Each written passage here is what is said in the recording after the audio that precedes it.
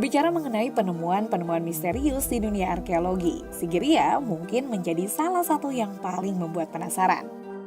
Hingga saat ini masih banyak yang meyakini benteng ini bukanlah buatan manusia. Sebaliknya Sigiriya merupakan justru disebut-sebut sebagai bagian dari kota yang dibangun oleh dewa. Keyakinan tersebut memang tidak datang begitu saja, bukan hanya karena struktur dan penempatan lokasi Sigiriya yang seakan tidak mungkin dilakukan oleh manusia, melainkan juga karena sejarahnya yang sangat panjang. Benteng batu yang sudah ditetapkan sebagai situs budaya warisan dunia UNESCO tersebut disinyalir berusia lebih dari 5.000 tahun.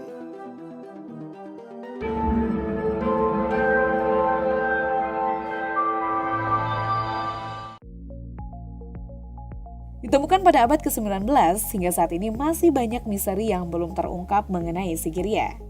Keindahan benteng yang juga pernah menjadi istana tersebut didengar hampir ke seluruh dunia. Meski begitu, belum ada yang bisa memberikan jawaban pasti bagaimana cara dan siapa yang sebenarnya membangun Sigiriya.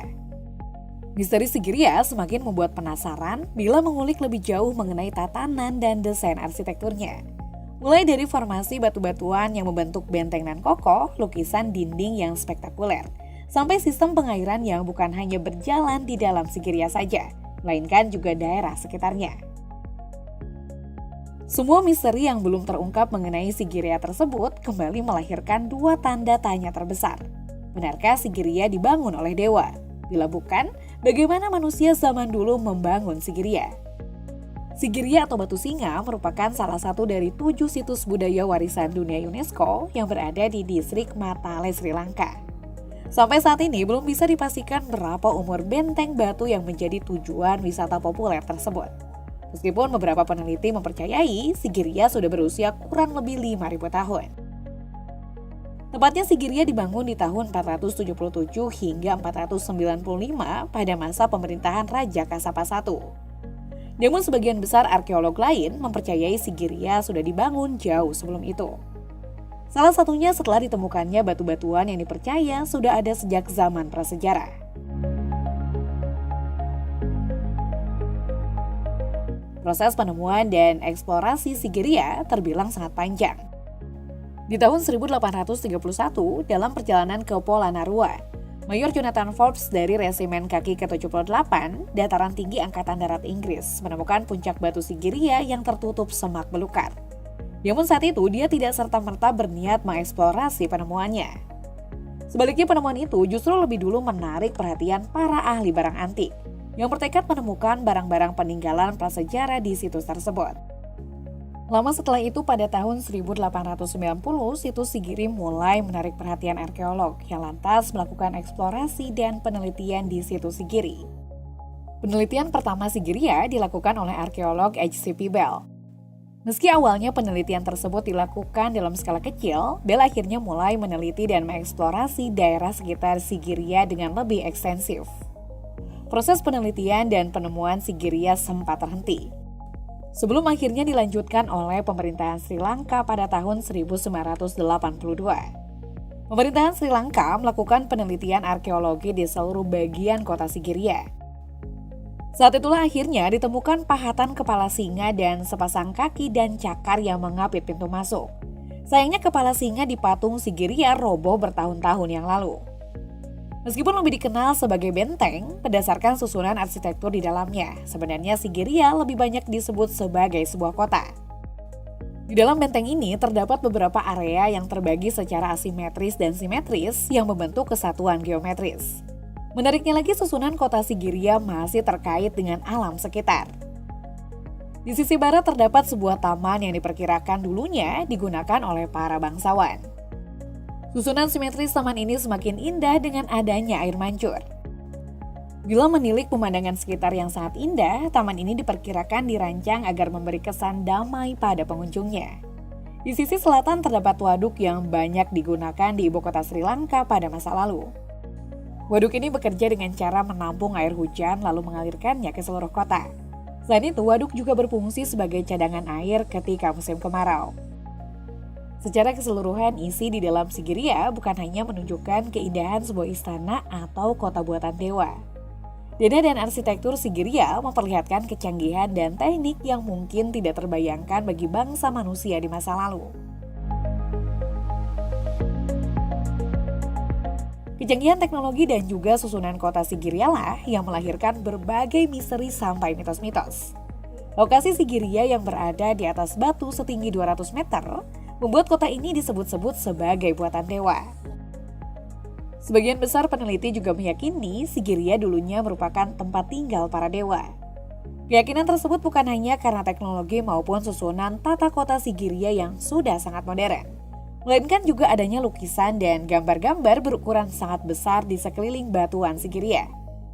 Beberapa lukisan tersebut menggambarkan kedatangan atau keberadaan wanita sangat cantik yang turun dari langit.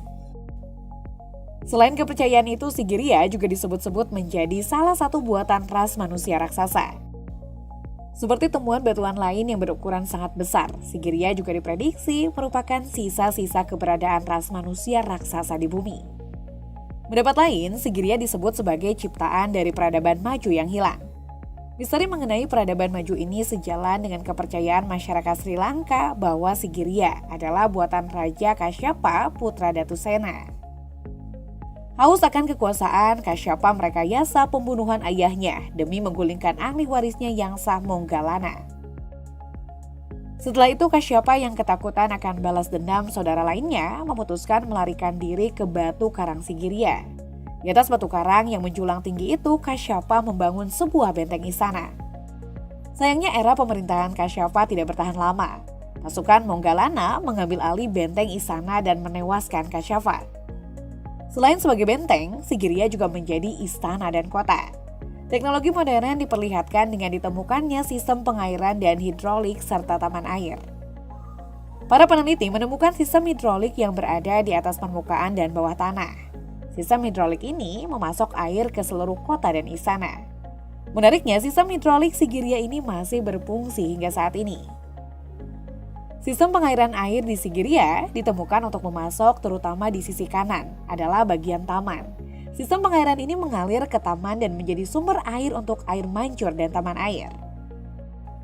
Kecanggihan era pembangunan Sigiriya juga ditunjukkan dengan ditemukannya waduk dan reservoir.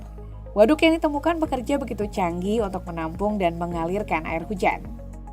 Selain ditemukannya sistem pengairan yang menunjukkan kemajuan dan kecanggihan peradaban kala itu, di Sigiriya juga ditemukan berbagai lukisan berukuran besar.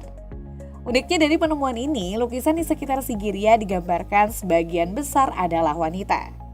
Tidak kurang ada ratusan lukisan wanita yang ditemukan di sekitar batuan Sigiriya. Lukisan dinding tersebut memiliki tinggi 160 cm dan lebar 40 cm, sehingga lukisan tersebut menjadi lukisan prasejarah terbesar di seluruh dunia.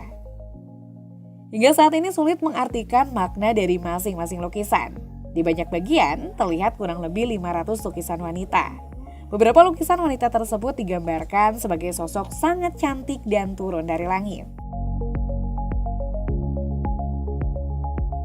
Hingga saat ini, peneliti memiliki beberapa kesimpulan mengenai apa fungsi Sigiriya di masa lalu. Bila saat ini Sigiriya menjadi objek wisata dan salah satu dari 7 situs budaya warisan dunia UNESCO, maka di masa lalu Sigiriya disinyalir memiliki beberapa fungsi. Salah satunya sebagai tempat observasi astronomi. Seperti beberapa tempat penemuan prasejarah lain, Sigiriya juga disinyalir sempat menjadi tempat observasi astronomi. Meski belum ada bukti konkret untuk fungsi tersebut, selain sebagai tempat observasi astronomi, Sigiriya juga sempat difungsikan sebagai kuil Buddha.